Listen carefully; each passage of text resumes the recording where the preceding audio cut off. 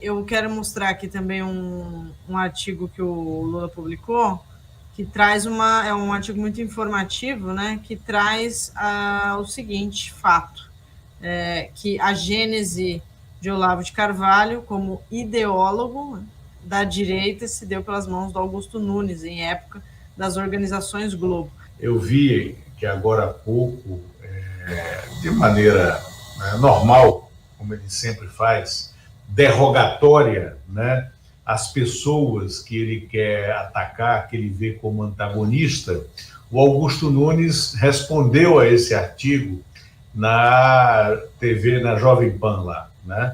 E respondeu de forma derrogatória ao 247 e a mim, mas com toda tranquilidade eu vou explicar aqui o porquê. Bom,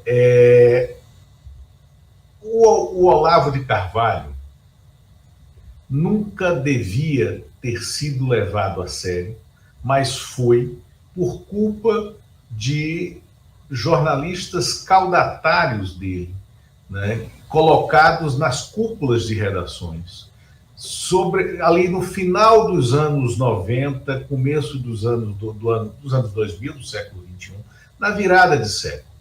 E muito em função do chamado Instituto Milênio, que era um think tank de direita, né, nem sei se existe ainda, mas que foi criado, né, por força das famílias herdeiras, né, dos veículos da mídia tradicional, os Marinho, os Mesquita, os Sirotsky, né, e que criaram, e ali, a partir daquele instituto, começaram a reunir alguns personagens que viraram influenciadores dentro das redações, não dos jornalistas que estavam nas redações, mas é como se eles estivessem fazendo lançamentos, era um cabo canaveral, né, para lançamentos, né, de pombos sem asa, né, que não se sustentavam no ar voando normalmente. E o Olavo de Carvalho foi um deles. Ele começou escrevendo alguns artigos bissextos, né, no jornal O Globo. Era um teste. E no ano 2000, o Augusto Nunes deu um golpe na redação da revista Época, revista que tinha sido criada em 1998 por um trio de jornalistas e publicitários, né, José Roberto Nassar, Ricardo Fischer, Flávio de Barros Pinto, né, dentro das organizações Globo, né, e era a primeira publicação semanal, a primeira revista, né, das organizações Globo em São Paulo, revista semanal de informação, muito bem sucedida naquele projeto inicial dela.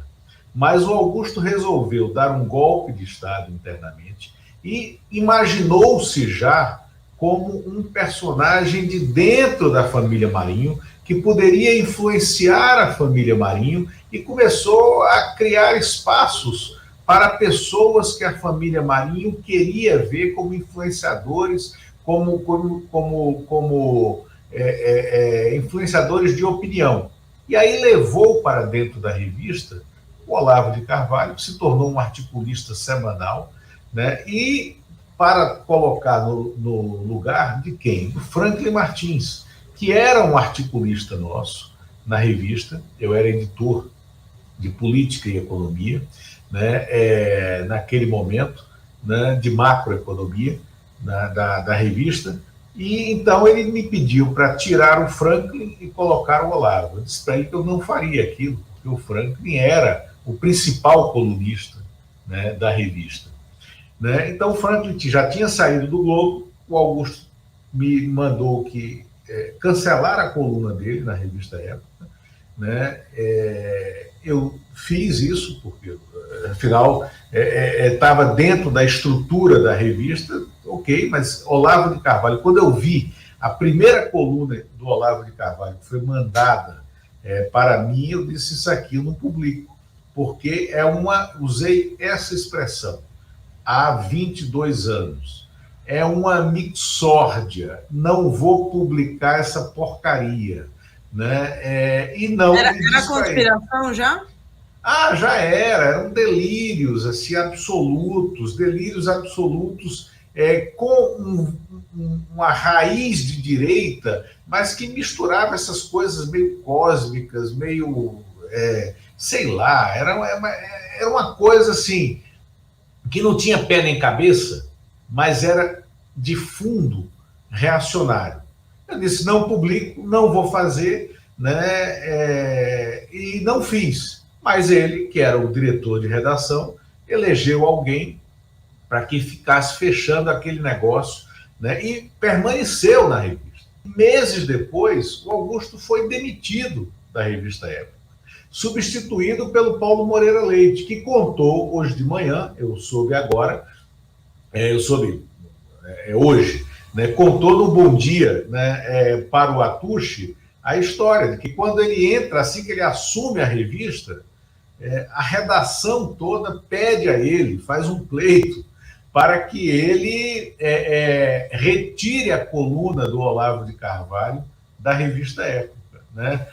Então, Paulo contou essa história hoje de manhã aqui. O Olavo de Carvalho, assim, só foi possível a existência dele, né? Só foi possível a conversão dele de um maluco de boteco, que é o que ele era. Ele não era levado a sério quando exercia o cargo de revisor, né, nas organizações do Estado de São Paulo, acho que no Jornal da Tarde. Ele não era levado a sério como pensador, como intelectual, como ideólogo. Ele era levado a sério como um leitor de mãos, como um astrólogo, como alguém que tinha opiniões nesse campo, né? Aquela figura engraçada e que era um revisor de jornal.